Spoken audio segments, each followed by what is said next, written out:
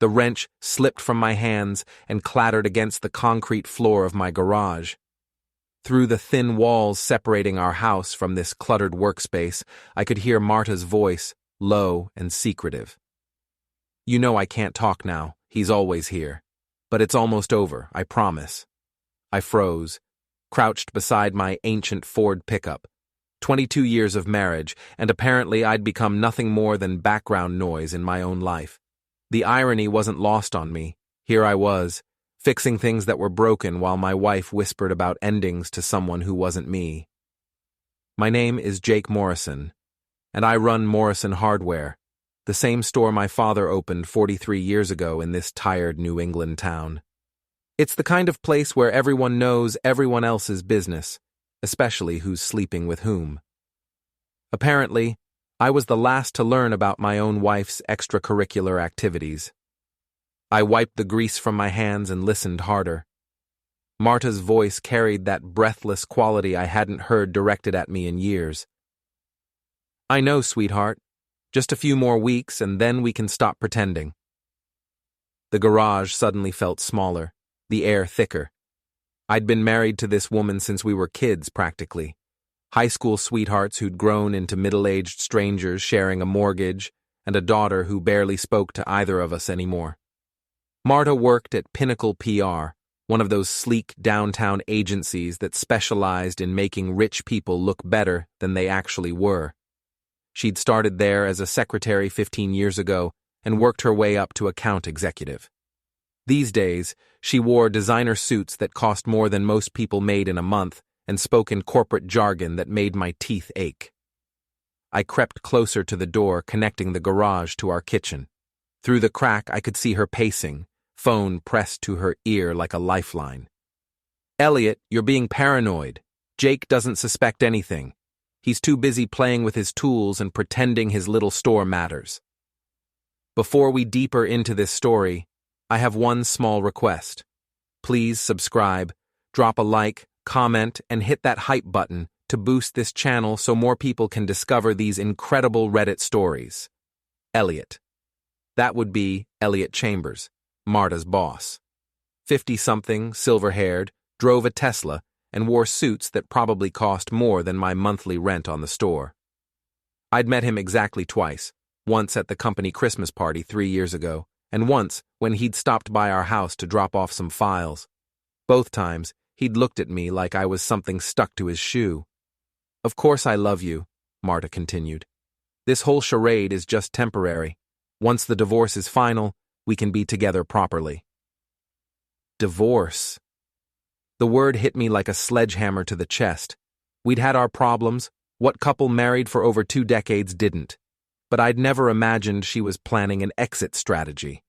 Apparently, while I was worrying about keeping the store afloat and maintaining our modest life, she was busy planning my replacement. I backed away from the door and slumped against my workbench. The garage was my sanctuary, filled with half-finished projects and the comfortable smell of motor oil and sawdust.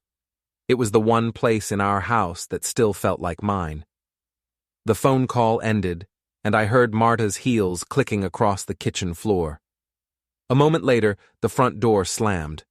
Through the small garage window, I watched her BMW pull out of our driveway. Even her car looked eager to escape. I spent the next hour staring at my truck's engine, not really seeing it. My mind kept replaying Marta's words, each one cutting deeper than the last. Just a few more weeks. Stop pretending. Jake doesn't suspect anything. That last part stung the most. She was right. I hadn't suspected. I'd been so focused on keeping our lives running smoothly that I'd missed the signs of their complete collapse. Our daughter Amelia was away at college, studying communications and posting carefully curated photos of her new life on social media. When she did call, which wasn't often, she seemed distant, distracted. Now I wondered if she knew about her mother's plans. Kids always knew more than parents gave them credit for. The next morning, I went through the motions of normalcy. Coffee, shower, drive to the store. Morrison Hardware occupied a narrow building on Main Street. squeezed between a used bookstore and a deli that had seen better decades. The morning light filtering through the dusty windows illuminated shelves packed with screws, bolts, paint cans, and the 1,000 small items that kept our town functioning. Tony Ricci was waiting for me when I unlocked the front door. Tony owned the boxing gym 3 blocks over and had been my closest friend since high school. He was built like a fire hydrant, all muscle and stubborn loyalty. "You look like garbage," he said, following me inside. "Good morning to you, too." "I'm serious, Jake. What's eating you?" I considered telling him everything, but the words felt too raw, too humiliating. Instead, I busied myself with the morning routine, turning on lights, checking the register, pretending my world hadn't shifted off its axis. "Marta and I are having some problems," I finally said. Tony snorted. "Join the club. Lisa and I fight about everything from toothpaste brands to whose turn it is to take out the trash. That's marriage." "This is different." Something in my voice made him stop and really look at me. Tony had been a decent amateur boxer in his 20s, and he still had the instincts of someone who could read trouble coming. "How different?" Before I could answer, the bell above the door chimed, and Mrs. Patterson shuffled in looking for weather stripping. I spent the next 20 minutes helping her find what she needed while Tony browsed the aisles, clearly not buying my attempt at normalcy. After Mrs. Patterson left, Tony cornered me behind the counter. "Spill it." So I did. I told him about the phone call, about Elliot Chambers, about the casual way Marta had discussed dismantling our life together. Tony listened without interrupting, his expression growing darker with each detail. "That's rough, buddy, but maybe it's for the best. You two haven't seemed happy in years." "That's not the point. The point is, she's been lying to me, planning this behind my back while I've been working my tail off to keep us afloat." "So what are you going to do about it?" That was the question, wasn't it? What was I going to do? Confront her? Pretend I didn't know? Hire a lawyer and beat her to the punch? "I don't know yet." Tony clapped me on the shoulder. "Well, when you figure it out, you know where to find me. And Jake, don't let them walk all over you. You're worth more than that." After he left, I spent the day serving customers and thinking. By closing time, I'd made a decision. I needed more information before I did anything drastic. If Marta wanted to play games, I needed to understand the rules first. That evening, I waited until she was in the shower before searching her purse. Tucked behind her credit cards, I found a second phone, a cheap burner that definitely wasn't part of our family plan. My hands shook as I scrolled through the messages. The texts between Marta and Elliot went back months. They were explicit, passionate, and filled with plans for their future together. Plans that didn't include me. But it was the final message that made my stomach drop. "Don't worry about Jake. Lena says he won't be a problem much longer. Everything's going according to plan." Lena. That would be Lena Walsh, Marta's best friend since college. Lena, who'd worked at my store for 6 months 2 years ago, before I'd had to let her go for constantly showing up late and arguing with customers. Lena, who'd smiled at me at every social gathering since then, while apparently plotting my downfall.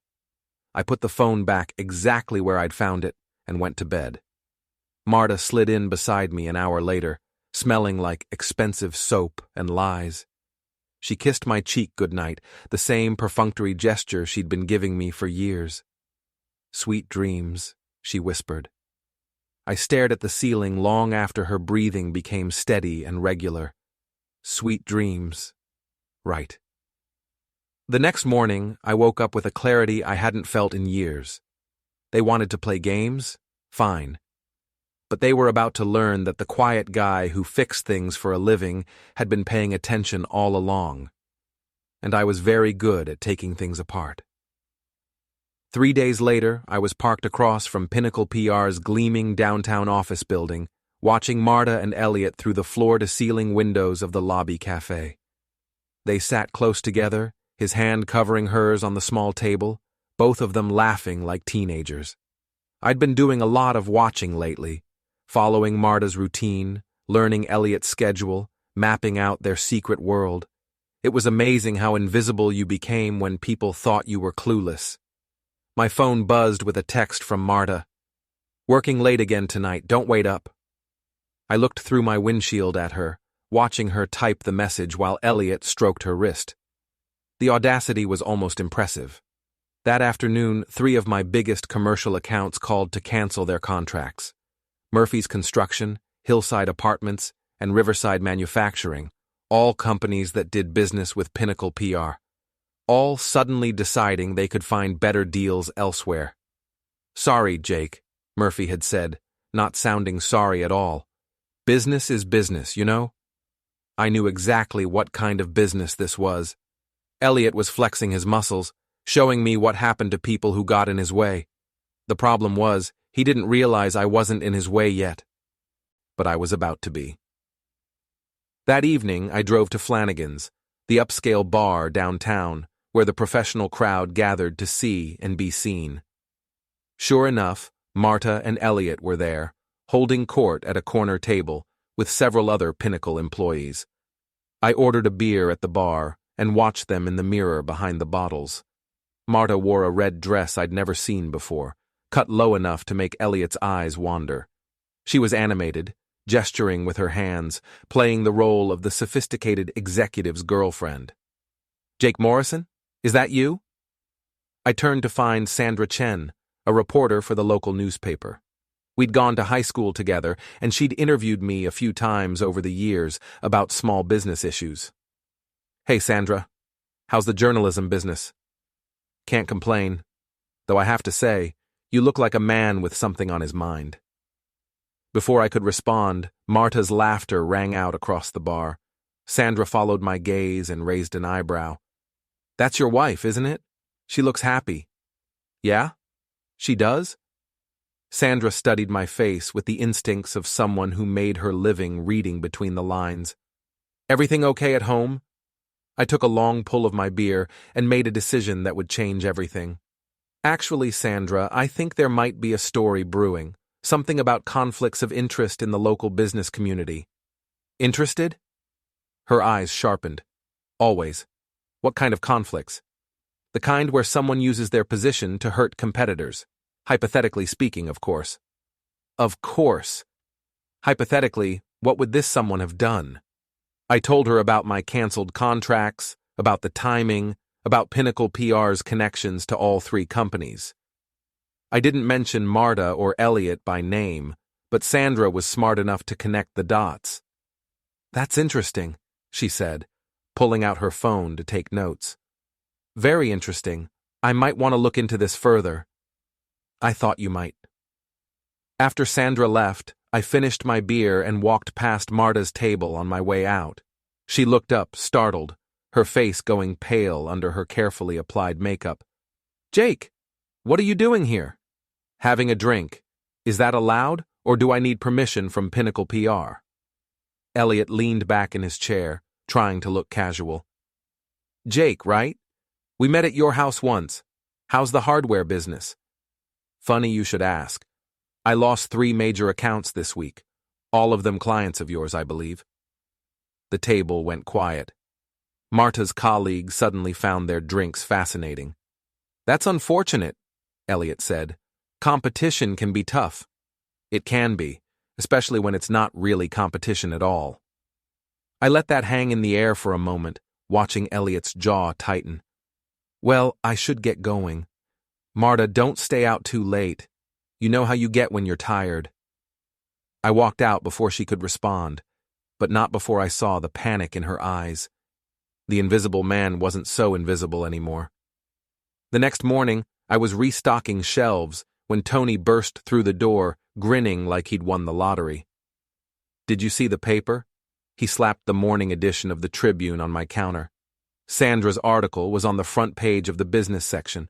Local PR firm accused of anti-competitive practices. She'd done her homework.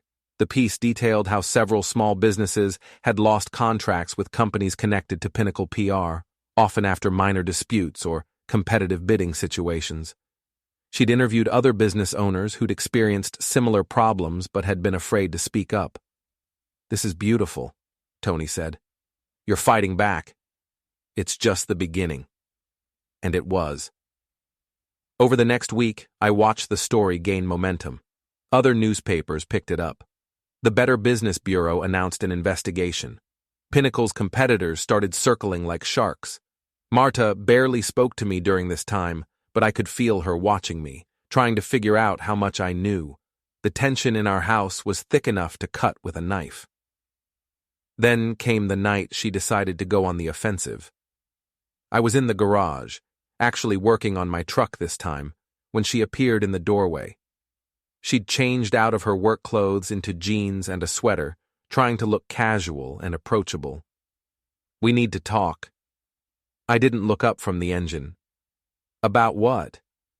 "About this campaign you're waging against my company." "Your company? I thought you were just an employee." "Don't play games with me, Jake. I know you're behind the newspaper articles, the investigation. What do you want?" I finally looked at her. She was beautiful, even angry, especially angry. For a moment, I remembered why I'd fallen in love with her 25 years ago. "I want honesty." "About what?" "About Elliot, about your plans, about the fact that you've been living a lie for months while planning to destroy our marriage." Her face went through several expressions: surprise, fear, calculation. She settled on defiance. "How long have you known?" "Long enough." She crossed her arms. "So what now? You're going to try to ruin my career out of spite?" "Your career? Marta, you're having an affair with your boss and using his position to hurt local businesses. Your career ruined itself." "That's not what this is about, and you know it." "Then what is it about?" "It's about the fact that we've been strangers for years. It's about the fact that you're content to run your little store and live your little life while the world passes you by. It's about the fact that I want more." "More than what? More than our marriage? More than our family?" "More than this." She gestured around the garage, at the house, at everything we'd built together. "I want a life that matters, Jake. I want to be with someone who has ambition, who understands what I'm trying to accomplish. Someone like Elliot. Yes, someone like Elliot." At least she was being honest now. It hurt, but it was better than the lies. "So where does that leave us?" "I've already filed the papers. You'll be served tomorrow." She turned to go, then paused at the doorway. For what it's worth, I never wanted it to happen this way. But you forced my hand with this business investigation nonsense. After she left, I sat in the garage for a long time, listening to the house settle around me. 22 years of marriage, reduced to a business transaction. She was right about one thing. We had been strangers, but she was wrong about everything else. I pulled out my phone and called Tony. "It's me. Remember what you said about not letting them walk all over me?" "Yeah. I'm ready to stop being the nice guy." "About time. What do you need?" "Information, and maybe some of those contacts you still have from your boxing days, the ones who know how to find things out about people." "Jake, what are you planning?" "I'm planning to show them what happens when you underestimate the quiet guy in the corner." The next morning, I was served with divorce papers while opening the store. The process server was apologetic, like he was delivering news of a terminal diagnosis instead of the legal end of a relationship that had been over for months. I read through the documents in my office, a cramped space behind the main store that smelled like coffee and old receipts. Marta wanted half of everything, including the store. She also wanted alimony, claiming she'd sacrificed her career advancement to support my business. The hypocrisy was unbelievable. She'd spent the last 5 years telling anyone who'd listen that the store was a hopeless venture, that I lacked ambition, that I was holding her back. Now suddenly, it was valuable enough to fight over. I called the lawyer Tony had recommended, a sharp woman named Patricia Vance, who specialized in messy divorces. "She's going for the throat," Patricia said after reviewing the papers. "But she's also made some mistakes. This claim about sacrificing her career doesn't match her employment history.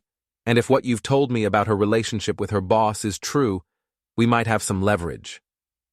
What kind of leverage? The kind that makes people reconsider their demands. Leave it to me.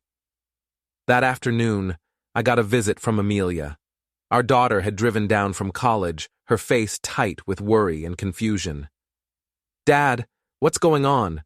Mom called me crying, saying you were trying to destroy her life.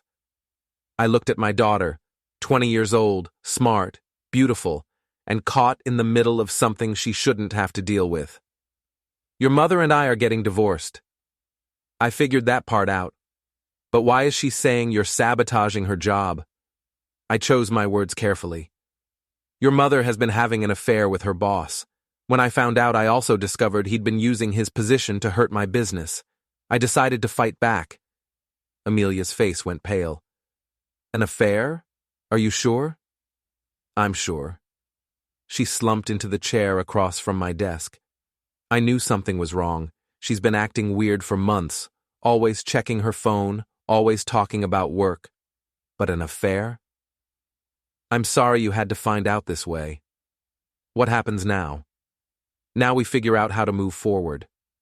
But even as I said it, I knew moving forward wasn't what I had in mind. Marta and Elliot had declared war on my life, my business, everything I'd worked for. They'd assumed I'd go quietly, that I'd accept their version of events and fade into the background. They were about to learn how wrong they were. The transformation didn't happen overnight.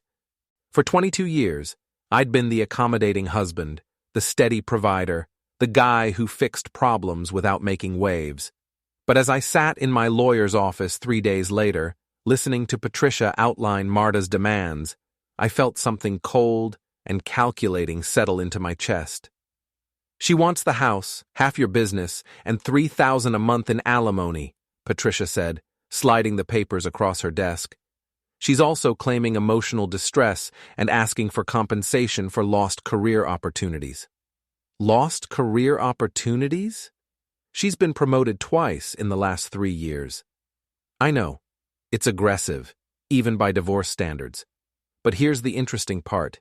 She filed these papers before the ethics investigation into Pinnacle PR became public. That suggests she was planning this move regardless of your recent actions. I studied the documents, seeing my life reduced to assets and liabilities. What are our options?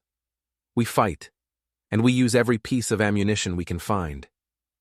That evening, I drove past Elliot's condo complex, a gleaming tower of glass and steel that probably cost more per month than most people made in a year.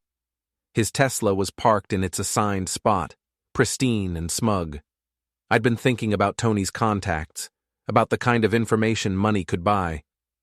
But as I sat there watching Elliot's building, I realized I didn't need private investigators. I just needed to pay attention. Over the next week, I became a student of their routines. Marta left for work at 8:15 every morning, stopped at the same coffee shop, arrived at Pinnacle by 9. Elliot worked late most nights but always hit the gym at 6:30 on Tuesdays and Thursdays. They met for lunch every Wednesday at a restaurant called Meridian, where they thought they were invisible among the business crowd. I also started making phone calls. 23 years of running a hardware store had given me connections throughout the local business community. Contractors, suppliers, city workers, people who knew things, who heard things, who remembered favors. "Jake Morrison," said Bill Hendricks, who ran the largest electrical contracting company in the county. "I heard about your troubles with Pinnacle. Bunch of crooks, if you ask me." "What do you mean?" "They tried to shake me down last year. Wanted me to use their recommended suppliers for a big job. Suppliers who charged 30% more than my usual guys. When I refused, suddenly my permit started getting held up, my inspections got delayed. Cost me 2 weeks and 15 grand. Did you report it? To who? Half the city council does business with Pinnacle. But I'll tell you what, if you're building a case against them, I'll testify." Similar conversations followed with other business owners. A pattern emerged of Pinnacle using its connections to reward friends and punish enemies. Elliot Chambers had built a network of influence that he wielded like a weapon. But networks worked both ways. I started with something simple. Elliot's Tesla had a vanity plate. Win Big 1. Every morning, he parked in the same spot at his building, and every morning, someone had apparently been spilling coffee near his car. Just a few drops, nothing dramatic, but enough to attract ants and leave stains on the pristine concrete. After a week of this, Elliot started parking in different spots. But somehow, the coffee spills followed him. Next, I turned my attention to their favorite restaurant. Meridian was the kind of place that took reservations seriously and prided itself on discretion. But it also employed several people who shopped at my store, including the hostess, who seated the lunch crowd. "Mr. Morrison," Jenny said when I stopped by her apartment one evening, "I heard about your divorce. I'm sorry." "Thanks, Jenny. Actually, I wanted to ask you a favor. My wife and her boss have been meeting at your restaurant for lunch every Wednesday. I'm trying to document their relationship for the divorce proceedings. Would it be possible for you to note the times they arrive and leave?" Jenny looked uncomfortable. "I don't know if I should get involved. I'm not asking you to do anything illegal. Just keep a record of when they're there. And maybe if they seem particularly affectionate, you could mention it." She thought about it. "Your wife was pretty rude to me last month when their table wasn't ready. Made a scene about how important they were. I'm sorry about that. You know what? I'll help. But I want something in return." "What?" "My boyfriend's been trying to get a job with the city's maintenance department. Maybe you could put in a word?" "Consider it done." 2 weeks later, I had a detailed log of Marta and Elliot's lunch meetings, complete with photos Jenny had discreetly taken with her phone. The images showed them holding hands, kissing, and in one particularly damaging shot, Elliot's hand on Marta's thigh under the table. But I was just getting started. I'd learned that Elliot belonged to an exclusive country club where he played golf every Saturday morning. The club's maintenance crew included 2 guys who bought supplies from my store on a regular basis. "You want us to do what?" asked Pete, the groundskeeper, when I met him for coffee. "Nothing illegal, just observe. Mr. Chambers has been causing problems for local businesses, and I'm trying to document his behavior." "What kind of problems?" I told him about the canceled contracts, about the pattern of retaliation against businesses that didn't play along with Pinnacle's demands. Pete whistled. "That's messed up. My brother-in-law lost a contract with Riverside Manufacturing last month. Couldn't figure out why. Now you know. So what do you want me to do? Just pay attention. If Mr. Chambers says anything interesting during his golf games, or if he meets with anyone who might be involved in city contracts, let me know." Pete grinned. "You know, rich guys like him never notice the help. They talk like we're not even there." Exactly. Within a month, I had a network of people keeping tabs on Elliot and Marta.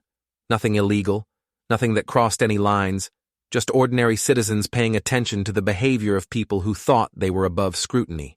The information that came back was fascinating. Elliot had been bragging on the golf course about his influence with city officials, about his ability to make or break local businesses. He'd also been talking about his plans to marry Marta as soon as her divorce was final, and about how they were going to start their own agency with clients he'd steal from Pinnacle. Marta, meanwhile, had been telling her coworkers that I was mentally unstable, that she feared for her safety, that I'd been stalking her and making threats. She was building a narrative that painted her as the victim and me as the dangerous ex-husband. It was a smart strategy. It was also completely fabricated. I decided it was time to accelerate my timeline. The opportunity came when Amelia called to tell me about her mother's latest drama. "She's been posting all this stuff on social media about domestic abuse and gaslighting," my daughter said. "Dad, you never hit her, did you?" "Never. Not once in 22 years. I didn't think so, but she's really selling this victim thing. Her friends are all rallying around her. talking about how brave she is for leaving you. What do you think? I think she's been watching too many movies. But Dad, some of her friends are starting to ask me questions. They want to know if I ever saw you being violent or controlling. What do you tell them? The truth. That you're the most patient man I know, and that Mom's been acting weird for months. That weekend, I made my first direct move. Elliot's building had assigned parking, but it also had guest spaces that were supposedly monitored by security cameras. I'd noticed, however, that the cameras in the garage had been broken for weeks, their red lights dark.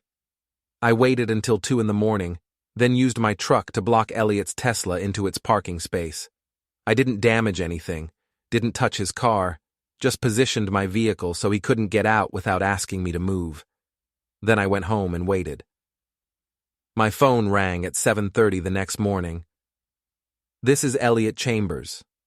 I believe you're the owner of a blue Ford pickup truck, license plate. He rattled off my number. That's me. What can I do for you? Your truck is blocking my car. I need you to move it immediately. Oh, sorry about that. I was visiting a friend in your building last night and must have parked wrong. I'll be right over. I took my time getting dressed, eating breakfast, reading the newspaper. My phone rang 3 more times before I finally drove back to Elliot's building. He was waiting in the garage, dressed in an expensive suit and radiating fury. Do you have any idea how important this meeting is? He demanded as I climbed out of my truck. Sorry, traffic was terrible. I moved my truck, but slowly, taking time to adjust my mirrors and check my phone. Elliot stood there tapping his foot, clearly fighting the urge to explode. This is harassment, he said finally. This is a parking mistake, but I understand you're under a lot of stress these days. What's that supposed to mean? Well, the ethics investigation into your company can't be helping, and I imagine having an affair with a married employee creates all sorts of complications. His face went red. I don't know what you think you know, but I know exactly what I know, Mr. Chambers. The question is, what are you going to do about it? I got back in my truck and drove away, leaving him standing in the garage.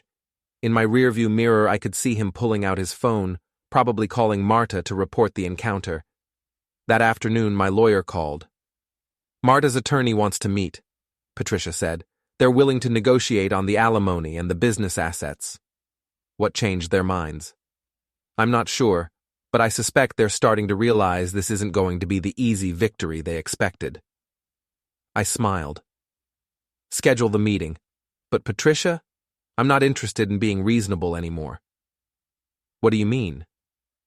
I mean they started this war. Now they're going to learn what it costs to fight someone who has nothing left to lose. The meeting was scheduled for the following Friday. By then, I planned to have a few more surprises ready for Marta and her boyfriend. After all, I'd spent my whole adult life fixing things that were broken. It was time to show them what I could do when I set my mind to breaking things instead. The meeting with Marta's lawyer was scheduled for 2 o'clock on a Friday afternoon. By Thursday evening, I had assembled enough ammunition to end the war on my terms.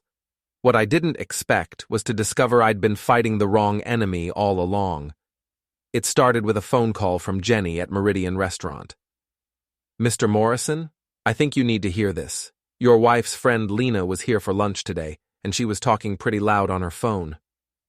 Lena Walsh, Marta's college roommate, former employee, and according to that text I'd seen, apparently a key player in whatever game they'd been running. What did she say? She was talking to someone about how everything was going according to plan, how you were reacting exactly like they'd hoped. She said something about pushing you to do something stupid so they could use it against you in court. I felt something cold settle in my stomach. Did she say anything else? Yeah. She laughed and said Marta was getting nervous, but that she shouldn't worry because you were too predictable. Then she said something about how she'd been planning this for 2 years, ever since you fired her. 2 years.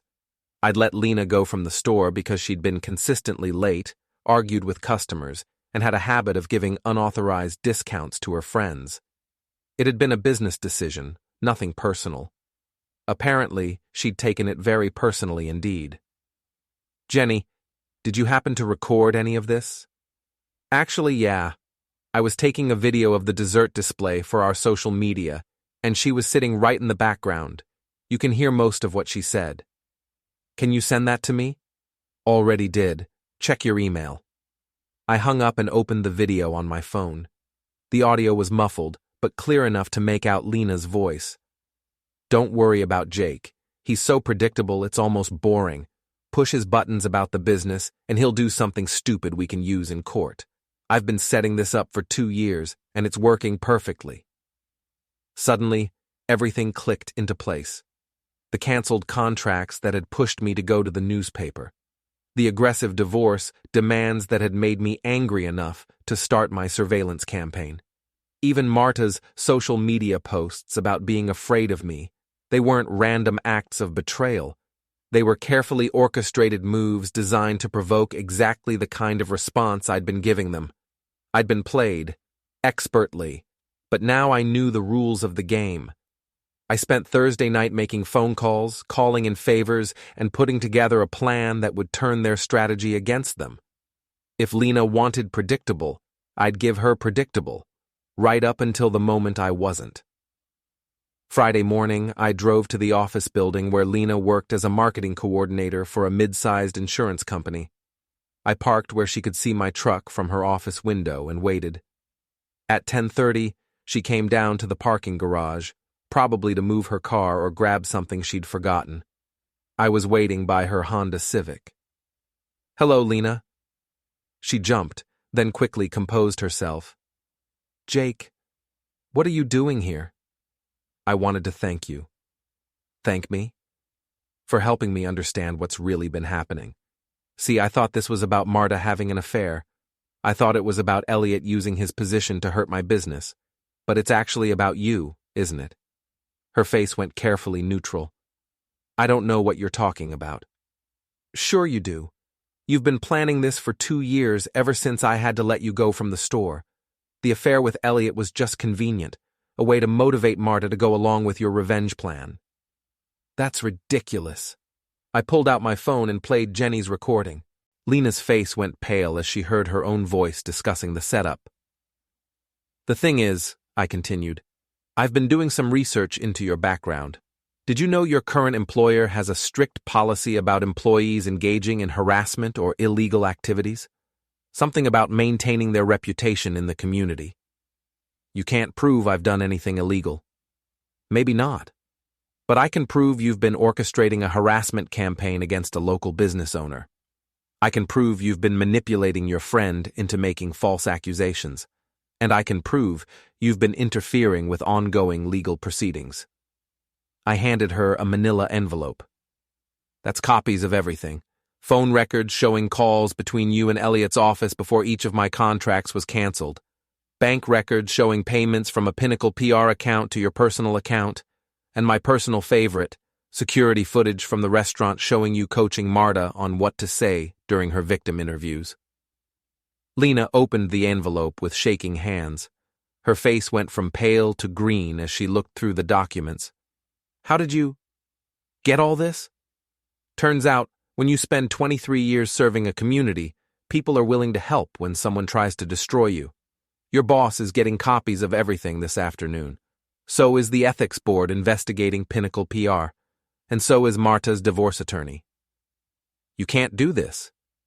"I already have. But here's the thing, Lena. I'm willing to make a deal." "What kind of deal?" "You call off the dogs. You tell Marta the truth about your little revenge scheme. You convince her to accept a reasonable divorce settlement. And in exchange, I don't destroy your life the way you tried to destroy mine." She stared at me for a long moment. "And if I don't?" "Then by Monday morning you'll be unemployed, facing harassment charges, and dealing with a civil lawsuit that will tie you up in court for the next 5 years. Your choice." I walked back to my truck, leaving her standing in the parking garage with the evidence of her own manipulation. My phone rang before I'd made it back to the store. "Jake, It's Patricia. I just got a very interesting call from Marta's attorney. They want to postpone this afternoon's meeting. Did they say why? Something about needing to reassess their position. What did you do? I found out who was really pulling the strings. That afternoon, instead of sitting in a lawyer's office, I was at home when Marta showed up. She looked exhausted, her usually perfect appearance disheveled. "We need to talk," she said. "I'm listening." Lena told me what she did, about the contracts, about pushing me to file for divorce, about the whole plan. And I feel like an idiot. I thought I was making my own choices, but she was manipulating everything. I studied my wife's face, looking for signs of deception. So the affair with Elliot was part of Lena's plan too? Marta's face flushed. No, that was real. That was my choice. At least you're being honest about something. Jake, I know I hurt you. I know I handled this all wrong. But the marriage was already over, wasn't it? We both know we haven't been happy for years. She was right, and we both knew it. The betrayal stung, but the underlying problem had been building for a long time. So what happens now? I asked. Now we try to end this with some dignity intact. No more games, no more manipulation. Just two people who used to love each other trying to untangle their lives. What about Elliot? What about him? Are you still planning to marry him after the divorce? Marta was quiet for a long moment. I don't know. Finding out how easily I was manipulated makes me question a lot of things. We talked for another hour, and for the first time in months, it felt like we were actually communicating instead of just exchanging information.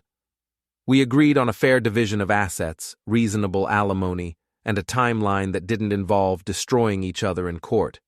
It wasn't the dramatic confrontation I'd been building toward, but it felt more honest than anything that had happened between us in years. The next week, I got a call from Tony. "So I heard the war is over," he said. "Yeah, turns out the real enemy wasn't who I thought it was. Lena Walsh, right? I heard she got fired from her job."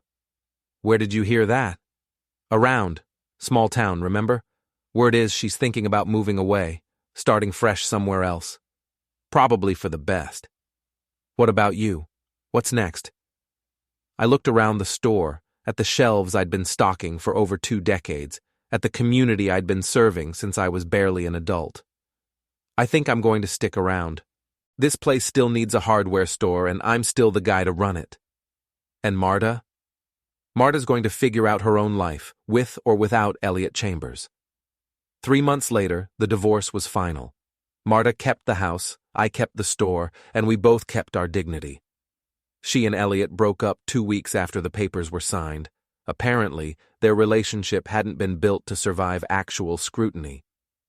Lena Walsh moved to Arizona and, according to mutual friends, found a job with a marketing firm that didn't do background checks on their employees' personal vendettas.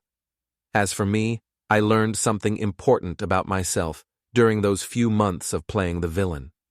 I was capable of being ruthless when pushed, of using people's weaknesses against them, of fighting dirty when the stakes were high enough. But I also learned that revenge, even when it's justified, leaves you feeling hollow. The satisfaction of winning doesn't last as long as you think it will.